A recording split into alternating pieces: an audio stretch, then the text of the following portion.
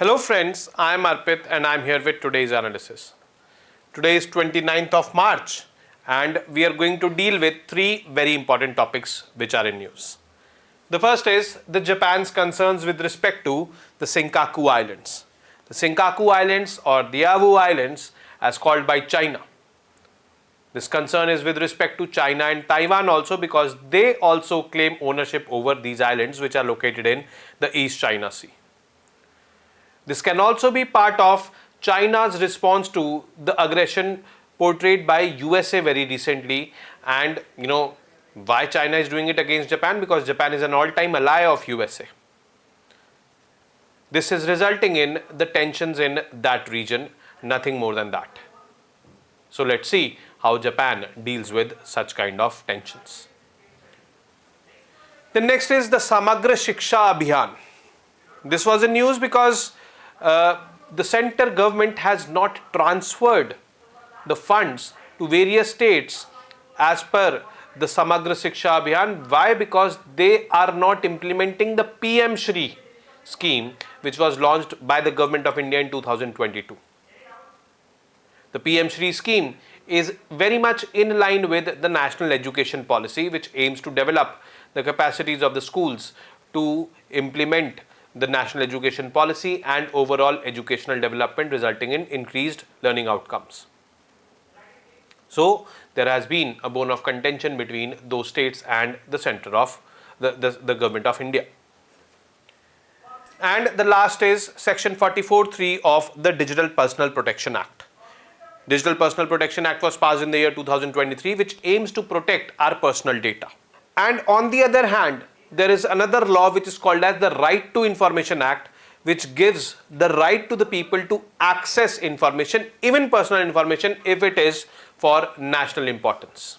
But as of now, it seems that the Personal Data Protection Act 2023 has overlapped or superseded the Right to Information Act.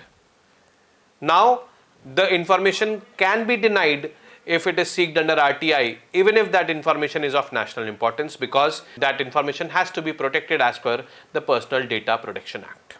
And this is where the two laws are coming in conflict with each other. Next, MCQs based on these three topics and discussions to the answers of MCQs of yesterday. Now the first topic, Japan's concerns with respect to Senkaku Islands. So Senkaku Islands are here in the East China Sea. A magnified view of Senkaku Islands is this. These Senkaku Islands are referred to as the Diaoyu Islands by China. And the conflict over these islands is with China and Taiwan, because they also claim their, I would say, ownership or jurisdiction over these islands. However, in terms of distance, these islands are much in proximity with the Japan's shorelines. So yes, Japan has raised concerns over long intrusion by Chinese Coast Guard ships near the Senkaku Islands. They stayed in Japan's water for 92 hours, leaving on March 24, 2025. The Japan's foreign minister calls this situation clearly escalating due to the increased frequency of Chinese ships in Japanese waters since March 21, 2025. This might be a way of China of sending a message to USA. Japan is an all-time, I would say, ally of USA. That if you want to mess with us, USA, China wants to tell it to USA that if you want to mess with us, we are also going to mess with your allies. Diplomatic reactions, Japan's response. Japan raised concerns during a meeting between Japanese and Chinese foreign ministers on March 22nd, 2025. Meeting was friendly, but Japan criticized the timing of intrusion as regrettable. Opposition in Japan has also criticized this. The Japanese lawmakers criticized the intrusion, calling it extremely inappropriate. Geopolitical context of this intrusion, largely I have addressed it, but yes, let us go through the slide as well. These Senkaku Islands are known as Diaoyu Islands by China or Diaoyu Tai by Taiwan. Uninhabited, these are not inhabited, but important for fishing, oil and shipping lanes. Japan administers them, but China and Taiwan also claim ownership. So present episode is with respect to China. US involvement, the dispute is central to tensions between China and the US, with Japan being a US ally. Japan's position, Japan maintains no agreement with China on shelving the issue. Japan remains firm, handling the situation with resolute and calm determination despite growing tensions between the two countries. Now, some key facts about Senkaku Islands also, which you should know. East China Sea, 90 nautical miles from Japan's Yaeyama Islands, 120 nautical miles from Taiwan. That is why I said that proximity is more with Japan. Other names, Diaoyu by China, Diaoyu Tai by Taiwan, Pinnacle Islands, international name is Pinnacle Islands. Geography, it includes Yotsuri Island, Kuba Island, Taisho Island. Total land 6.3 square kilometers, which is not so much. History, Japan incorporated them in 1895 and they are part of Ishigaki, Okinawa Prefecture. The ongoing dispute, territorial claims disputed between Japan, China and Taiwan, driven by historical, political and resource related factors. So they are uninhabited, but yes, resources, fishing, energy and shipping lanes are passing through these islands or in the proximity of these islands. That is what makes these islands very important. It is under Japan's jurisdiction and as per international recognition also it is under Japan's jurisdiction, but yes, China is doing what it does, displaying its expansionist tendencies in the East China Sea where this Senkaku Islands is. Next is the Samagra Shiksha Abhiyan. Various states currently are facing this financial crunch with respect to the funding which they had to receive from the central government, but they have not received. Why? Because these states have refused to implement the PM Shri scheme. A parliamentary standing committee has asked the Ministry of Education to fix problems with states like West Bengal, Kerala and Tamil Nadu about the delay in releasing funds for the Samagra Shiksha Abhiyan program. The Samagra Shiksha Abhiyan program is that program under which right to education was implemented. Right to education aims to provide free education to students from 6 to 14 years of age. Amount due total is 4,000 crore and if I go state by state, 1,000 crore for West Bengal, 859.63 crore for Kerala and 2,152 crore for Tamil Nadu. The highest is for Tamil Nadu. The committee presented the report in Rajya Sabha on March 26, 2025. Key issues raised. Tamil Nadu and fund stoppage. Issue with Tamil Nadu is about stopping Samagra Shiksha Abhiyan funds after the state refused to follow the 3-language rule under the national education policy. 3-language rule is English, Hindi and the vernacular language of that particular state, whatever language that state wants to opt, and did not agree to the PM Shri School program. PM Shri School scheme was launched in 2022. We'll see the details of this scheme as well. Committee is concerned. Committee is worried about the delay in releasing the Samagra Shiksha Abhiyan funds to states that have not agreed to the PM Shri program, especially since the amounts are large. Committee's observations. PM Shri versus Samagra Shiksha Abhiyan, because these two schemes are at conflict with each other. Committee pointed out that 33 out of 36 states and union territories have signed up for PM Shri program and are using it to improve schools based on NEP. So under PM Shri, 14,500 schools all across the country were identified and they had to be labeled as PM Shri schools. However, the committee believes that Samagra Shiksha Abhiyan is an older program and should not be delayed just because another program is not being followed. Right to Education Act. Samagra Shiksha Abhiyan is directly related to Right to Education Act, which ensures free education for students in the age category of 6 to 14 years of age. Impact of fund withholding. What is going to be the impact? Educational issues will be there. Delaying SSA funds has caused problems in states like Kerala, Tamil Nadu and West Bengal, which are known for their good educational results, and these states have a higher enrollment rate than the national average. Second, teacher salaries and school maintenance, that is also impacted because funds are required. And FY 24-25 allocations, Tamil Nadu was supposed to receive 3586 crore for Samagra Shiksha Abhiyan in 2024-25 with 2152 crore coming from the central government. Since the funds were not released, it has affected teacher salaries and resources, especially in the rural areas of the state. Committee's recommendation is that the funds should be released and the pending funds to Kerala, Tamil Nadu and West Bengal as soon as possible to prevent problems with teacher salaries, school facilities and teacher training. Re-evaluation of funding. Committee also asked the ministry to reassess how the Samagra Shiksha Abhiyan funds are given out to make sure no state is treated unfairly for not adopting NEP 2020 or the PM Shri program. So a way should be found out that funds are also released, as well as the states are also ready to implement the PM Shri, and which is in line with the National Education Policy of 2020. Now what is PM Shri scheme? PM Shri basically stands for PM Schools for Rising India. This was started under NEP to set up 14,500 model schools for focusing on 4 areas: all-round education, learning through experience and questions. This definitely will enhance the learning outcomes. Skills for the 21st century should be taught, digitalization and all. Environment friendly building should be there, green designs, water conservation, recycling and all. And competency based assessment instead of rote memorization. So assessment methods also should be changed. We should not prioritize rote learning, which has been prioritized till now. So that should be there. Key features: improved infrastructure like labs, libraries and art rooms. Use of technology like smart classrooms and digital learning tools. Holistic learning, play-based learning for young kids and flexible teaching methods. Young kids means up till class 2, because in NEP this is being followed, this formula is being followed, 5 plus 3 plus 3 plus 4. Earlier 10 plus 2 was followed. Actually education started from class 1. So 10 is 1, 2, 3, 4, 5, 6, 7, 8, 9, 10, class 10 class, and 2 is for 11, 12th. Now it is 5 plus 3 plus 3 plus 4. 5 is nursery, LKG, UKG, first, second, third, fourth, fifth, so third to fifth. This is 6 to 8th, and this is 9 to 12.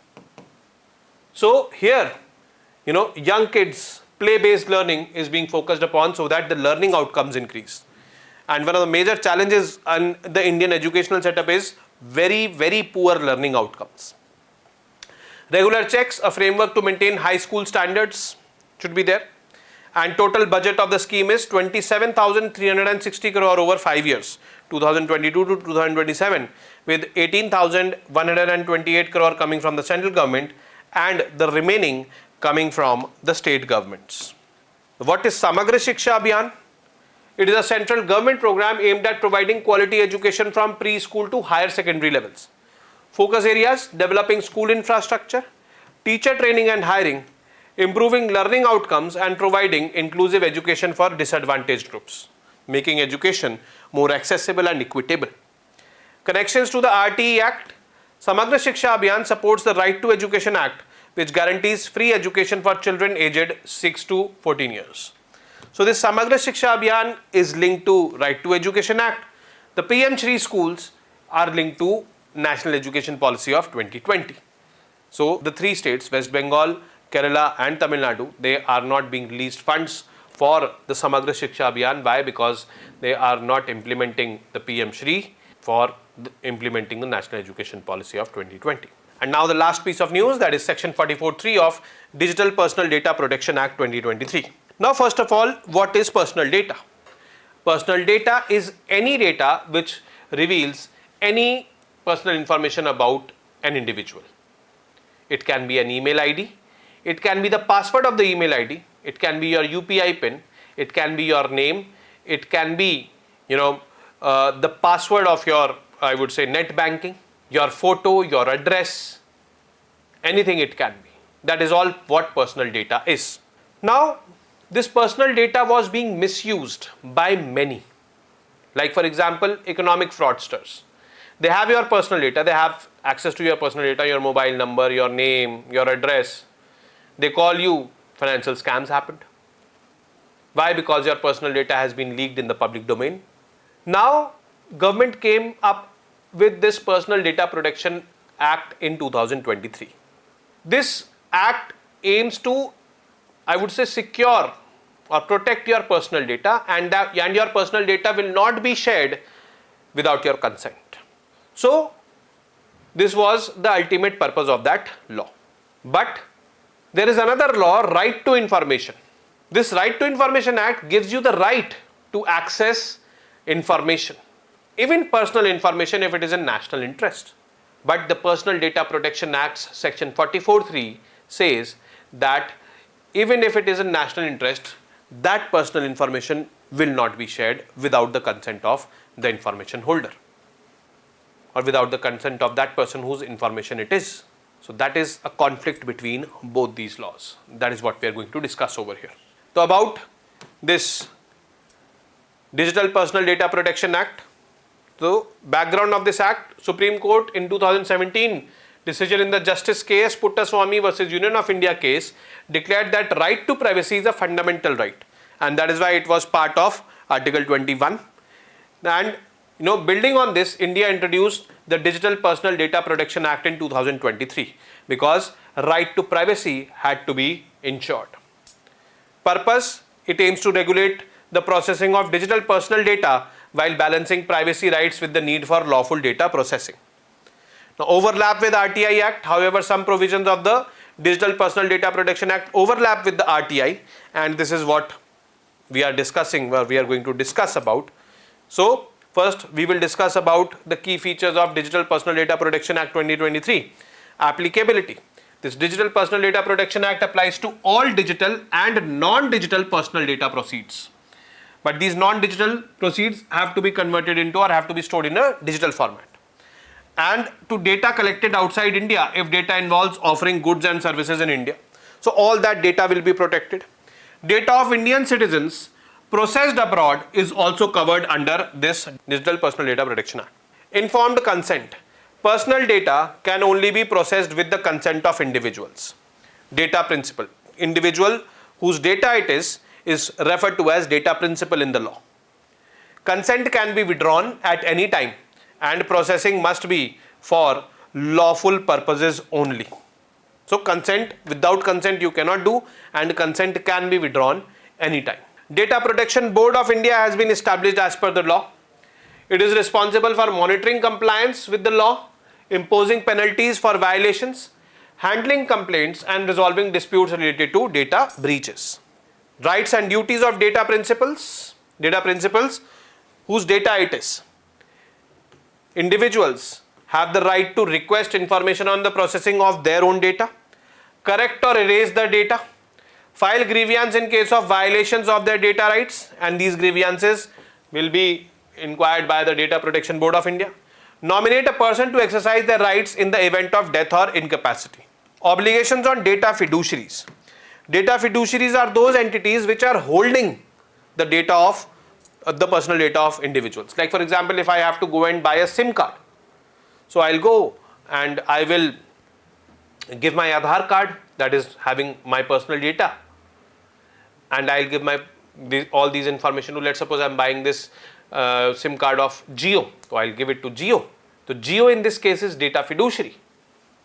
So data fiduciaries, like businesses or government bodies handling personal data, they are required to ensure data accuracy and implement reasonable security measures. They have to secure my data. Data should not get leaked from their jurisdiction.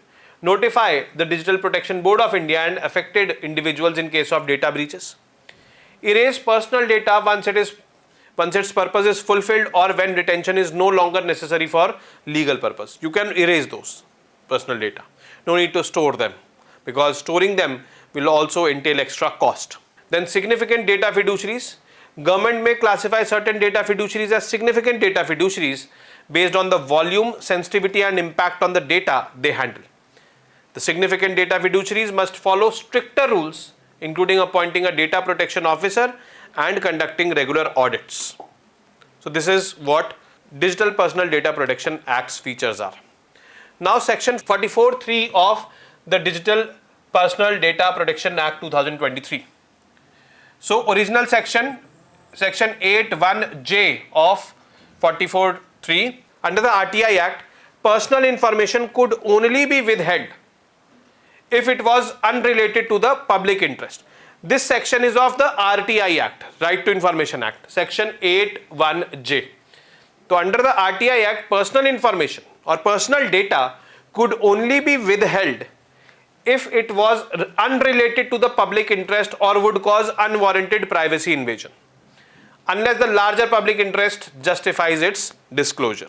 Now, when Digital Personal Data Protection Act was passed, there was an amendment in the section 81J of the RTI Act after the DPDP Act. The modification removes the larger public interest clause and broadly exempts all personal information from disclosure under RTI, even if disclosing it could serve the public interest. Means that personal information can be protected under the ambit of Digital Personal Data Protection Act. You should not, or you can opt not to disclose it if an RTI is applicable on that. Now the key concerns: there is going to be reduction in public accountability. Anyone can hide such information now, even if that information is sensitive and important for national interest. Overuse of privacy protection argument. We are overusing it. We are, highlighting more and more privacy.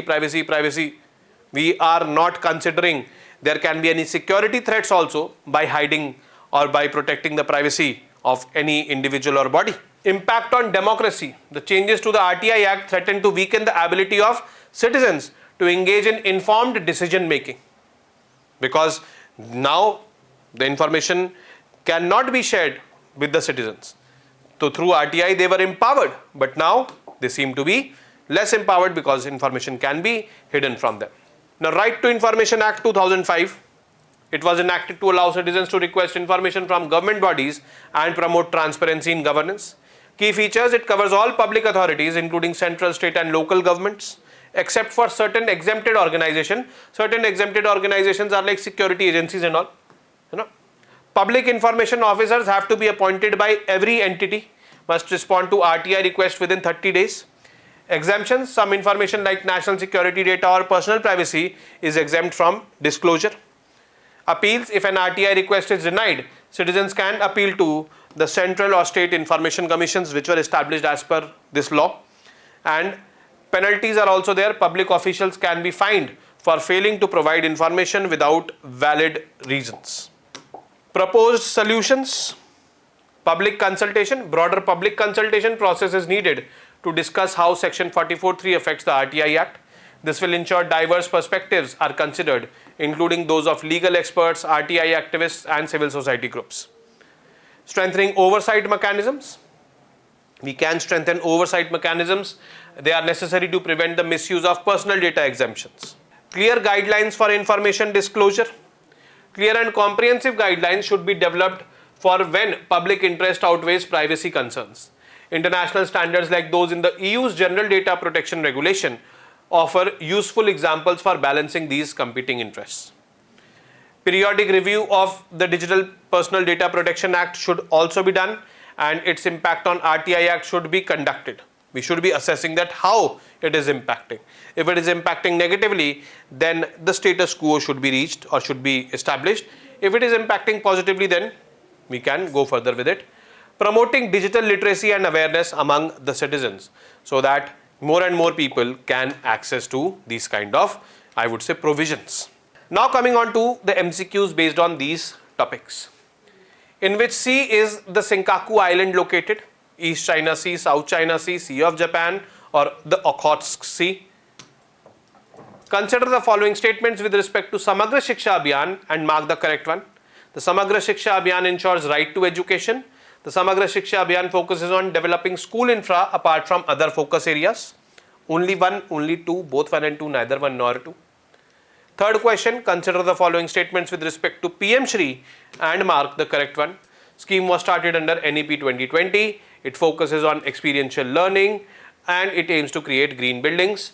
Which of these statements are correct? You have to find the correct combination. And the last question, consider the following statements with respect to Digital Personal Data Protection Act and mark the correct one. It is applicable to digital and non-digital data. Data of Indian citizens processed abroad is not covered by the Digital Personal Data Protection Act. Only one, only two, both one and two, neither one nor two. Now discussing the answers to yesterday's MCQs. Consider the following statements with respect to gold monetization scheme and mark the correct one. It was launched in 2015, this is correct, with one of the objectives of reducing India's current account deficit. Yes, because it was believed that if we are able to mobilize the gold which is kept idle in the safes of the people, then there will be less need to import the gold, thereby, reducing the current account deficit. The first statement is correct. Upon maturity, the deposited gold can be withdrawn in the same form. No. First of all, in medium and long term, gold cannot be withdrawn. It is withdrawn in cash. In the short term, gold can be withdrawn, but not necessarily in the same form. So this statement is wrong, and hence, first, that is only one is the correct option over here. Second, which of these is the feature of National E-Vidhan application? It will increase transparency. Yes, digitalization increases transparency. It will increase sustainability. Yes, because it is consuming less paper. Everything is digitally on records. It is available in English and Hindi only. No, it is available in multiple languages, vernacular languages. So yes, 1 and 2 are correct. Hence, D is the correct option over here. Consider the following statements about NEVA, National E-Vidhan application, and mark the correct one. NEVA is hosted on Meghraj 2. Yes, this is the cloud on which it is hosted, and scalability can be achieved if it is hosted on a cloud. NEVA is being implemented by Ministry of Parliamentary Affairs. Yes, this is also absolutely correct, and both 1 and 2 are correct over here. Fourth, which of these phenomena can pose challenges to genetic diversity of crops? Climate change definitely can pose, and one more thing you need to know over here is that it is important to have genetic diversity so that crops can tackle climate change, and climate change is posing threat also to genetic diversity. Deforestation, definitely, again, it is causing loss of biodiversity is happening, so loss of genetic diversity is also happening. So both 1 and 2 are the correct option. And the fifth question, the last question, which organization established Commission for Genetic Resources for Food and Agriculture, CGRFA? It is very straightforward question, that is Food and Agricultural Organization, quite relatable also from the options it was. So this is where we come to an end of today's session, and I will be meeting you on Monday now with more such informative news pieces. Till then, you guys very well know what to do. Keep studying, keep reading, keep writing, and most importantly, keep revising. Namaste, Jai Hind.